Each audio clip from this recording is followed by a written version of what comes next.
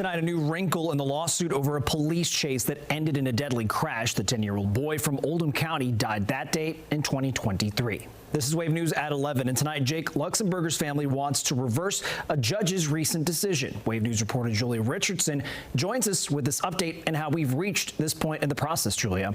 Yeah, Jose, a central figure in this case is a dispatcher who investigators say is connected to what happened to Luxemburger, but he's been dismissed and removed from this wrongful death lawsuit. Back in September of 2023, investigators say Kentucky State Police Trooper Zachary Napier chased a car that Demetrius Walter was driving because Walter did not pull over for Napier's stop. Records show Napier followed Walter for 3 minutes trying to find a reason to stop him on I-71.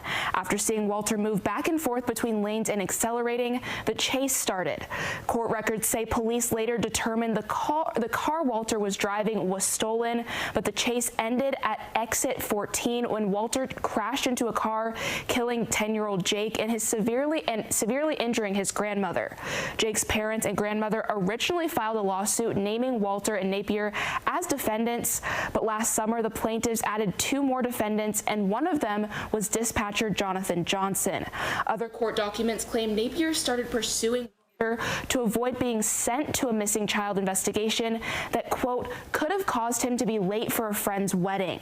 Johnson is accused of calling Napier on his personal cell phone and helping him brainstorm ideas to keep him from responding to the missing child case. They eventually landed on trying to make a stop, and that's when Napier began following Walter.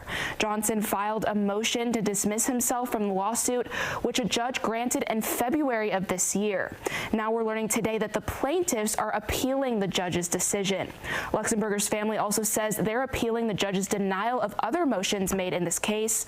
Right now, there's still no formal date set for the case trial to start. Julie Richardson, Wave News. All right, Julie, thank you for that explanation.